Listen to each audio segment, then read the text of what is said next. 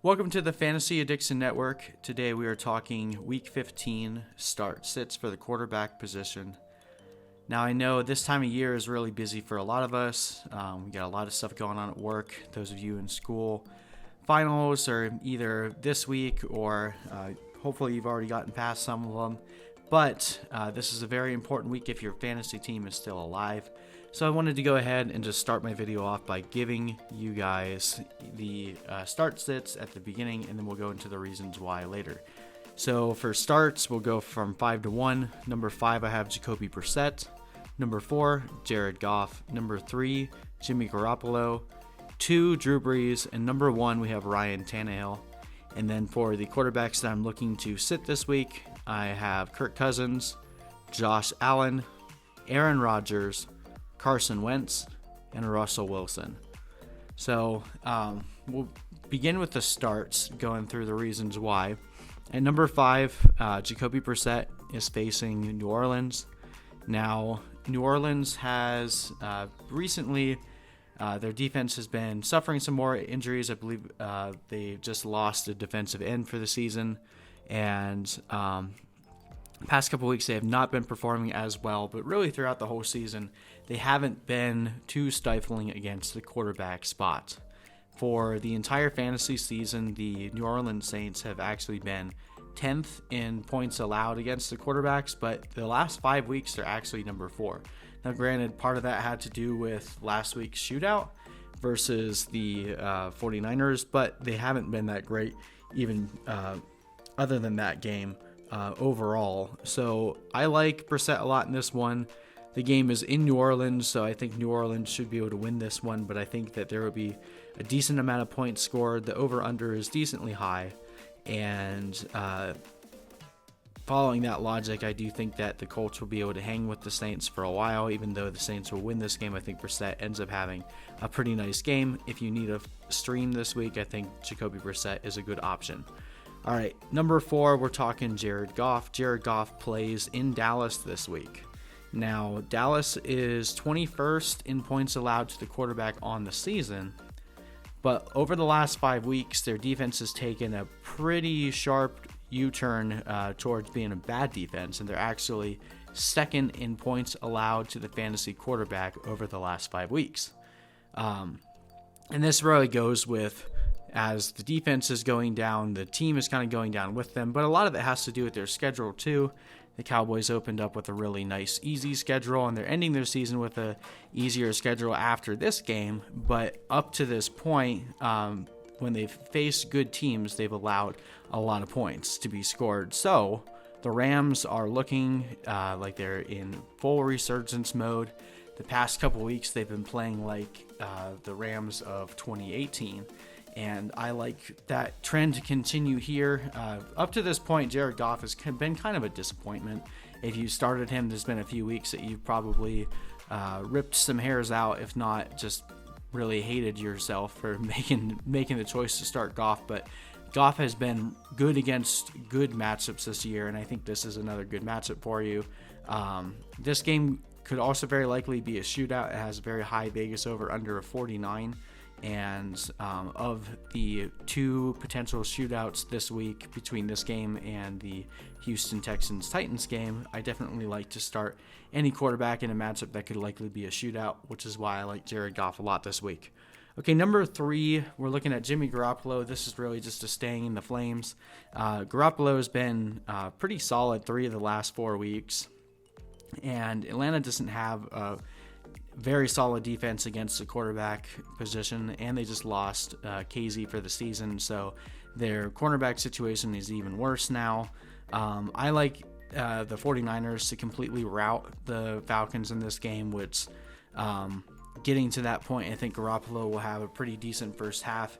Definitely not looking for this to be a shootout, but it could always become one. Matt Ryan is a good enough quarterback to do similar to how Drew Brees did last week, but being as the game is in San Francisco, I don't think the Falcons really stand a chance at winning this game, but it could still be a decently high-scoring affair. The 49ers have been suffering injuries all over the place on defense, so this could definitely have elements carry over from last week. But overall, I think Jimmy Garoppolo is a solid start this week. If he's out there on the waiver wire, you can definitely pick him up and start him. Number 2, similar here, is Drew Brees. I was recommending starting him last week when he was playing San Francisco, who are a really good defense against the pass, and he torched them.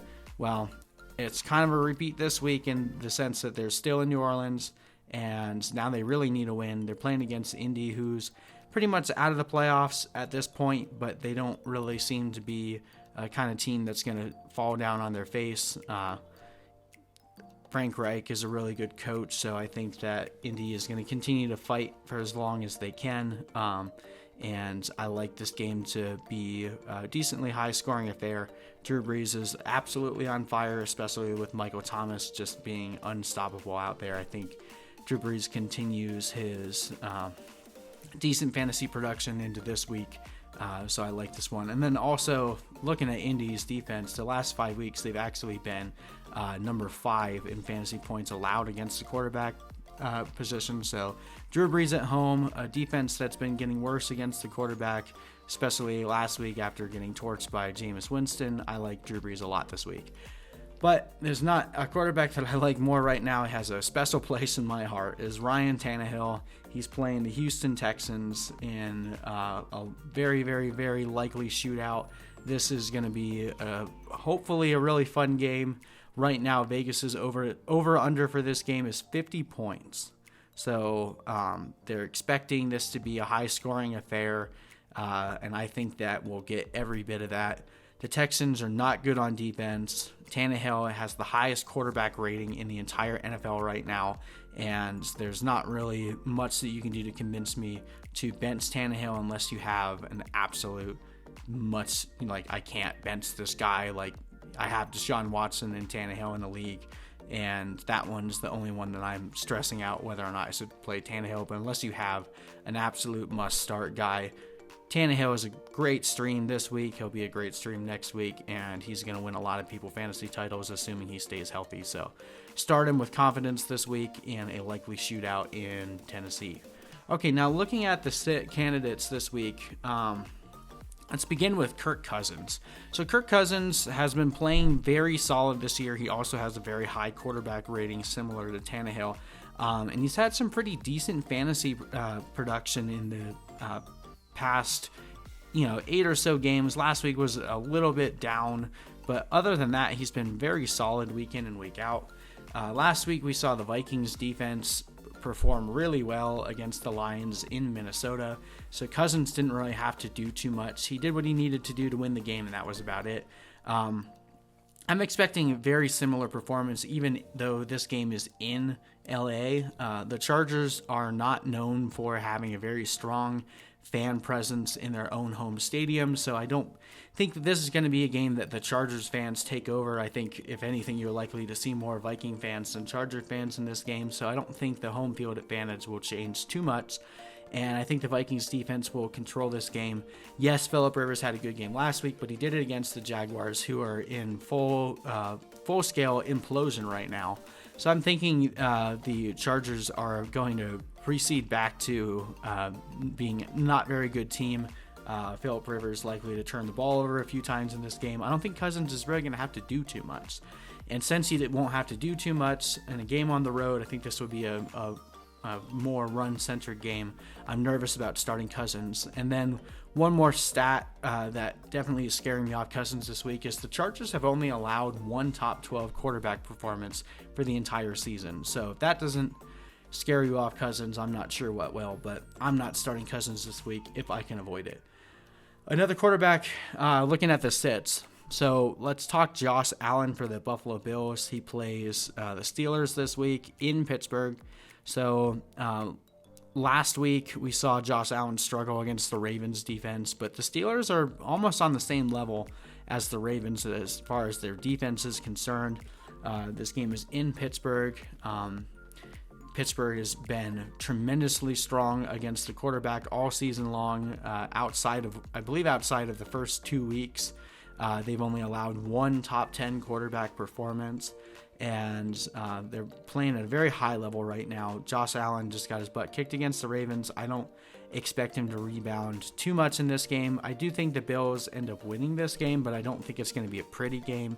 It'll be mostly a defensive battle, and I'm looking to avoid as many fantasy options as possible with the exception of the defenses in this game, so I'm not starting Josh Allen if I can avoid it. All right, so this one hurts me a little bit as a Packers fan, but if I have Aaron Rodgers, there's no way I can trust him this week. Week 15 is one of the most important weeks for fantasy. If you have a traditional playoff system, like almost every single league, this is going to be one of the most important fantasy weeks outside of week 16. So looking at Rodgers all year, he's had a few really good games, and other than that, he's been very inconsistent from a fantasy perspective. He hasn't had too many games where he's even eclipsed 300 yards, only a couple multi-touchdown games. And the Bears defense, while they're also suffering some injuries, they've still been very solid. They're number 27 in fantasy points allowed to the quarterback for the entire season. And over the last 5 weeks, they've been number 23, so they've been regressing towards the mean a little bit, but they've still been very solid. There's also a lower Vegas over-under on this one, which speaks to another defensive battle like we saw in week 1, where there's barely any offense on either side of the ball. So I'm not, if you can avoid it, I don't want to trust Aaron Rodgers this week against Chicago. Even though it's in Lambeau, we saw last week we were hoping for a good performance from Aaron Rodgers against Washington, who are nowhere near as good on defense as the Bears, and it just didn't work out. I mean, anytime you have a division game, it could always go way different than we're expecting, but on paper, this looks like it's going to be another low score, defensive-minded game that you're not going to be happy if you have Aaron Rodgers in your fantasy lineup. All right, another sit, Carson Wentz. So Carson Wentz, Philadelphia Eagles quarterback, is going to Washington this week. Washington is number 13 in fantasy points allowed against the quarterback, so that's above middle, but over the last 5 weeks, they've actually gotten better. They're actually number 22 in fantasy points allowed over the last 5 weeks, including the game against Aaron Rodgers last week in Lambeau, where they shut him down for the most part. He wasn't able to get comfortable. He was missing targets, and some of that was to do with Washington. Some of that is just to do with Rodgers being a bit inconsistent this year, but overall, Washington has been doing better on the defensive side of the ball, especially in the pass game over the past few weeks. The Eagles also lost Lane Johnson on Monday night, so their offensive line is getting weaker. And then Alshon Jeffrey, we're still not fully sure what injury he sustained, but he's going to be out for the season. So other than Zach Ertz and Dallas Goedert, there's not any really good pass catchers on the Eagles side of the ball. J.J. Arcega-Whiteside is doing really poorly in his rookie debut. Greg Ward was pretty much the only decent bright spot for the Eagles on that Monday night game against the Giants. Nelson Aguilar might be back this week. He might still miss another week because of that injury that's been lingering, but it's not like Nelson Aguilar has been that great of a receiver this year. He's been dropping balls left and right. I just feel bad for the Eagles. They've been bit by the injury bug all year, but I'm not placing my fantasy playoff hopes in the hands of Carson Wentz if I can avoid it. And then last one, this one I always have a little bit of trepidation recommending a sit for, but Russell Wilson at Carolina. Carolina is number 23 in fantasy points allowed for the quarterback over the season, and they've been pretty consistent all year long. Over the last 5 weeks, they're number 21. So why don't I like Wilson in this game? Well, we know that Wilson is always capable of having a blow-up game, and typically I don't recommend benching players that have the capability to go off, because those are the kinds of decisions that make you really threaten the choice of ever wanting to play fantasy again, and whether or not you should endure a blunt force injury to your head, self-inflicted that is, because of the choice that you made. So that's why I'm normally very hesitant to bench a player like Russell Wilson. But hear me out on this one. So this game is in Carolina. Okay, typically you want to start a quarterback on the road, but Carolina is playing awful against the run. Carolina has been the number one defense in fantasy points allowed to the running back position for the entire season, and I look for that trend to continue this week. So Chris Carson is a great play. Carolina has been regressing on offense. They haven't had a really good offensive performance for quite some time now. So I don't look for Carolina to turn this into a shootout. I think this turns into a more defensive-minded game. Seattle's defense is going to look to rebound. So Russell Wilson won't have to carry this game on his back. History has shown that when Russell Wilson isn't carrying the team, then his fantasy production dips. So if all those things do come to pass, I don't see Russell Wilson being in the top 10 this week. And if you have the option to start someone like a Tannehill or a Jimmy Garoppolo, I'd rather play them than Russell Wilson this week. He's not an absolute must bench, but if you have a better option, don't be afraid to bench him because he's probably not going to do that great this week. But anyway, those are all my takes. We'll see how they pan out. I hope you guys find this very helpful. I know at this point in the season it can be very challenging to find time to do fantasy research, so I know how important it is to have differences of opinions to help you guys make those all ever important fantasy playoff decisions. And we hope you guys make the right ones and make it to your Super Bowl, and good luck to you this week. Take care.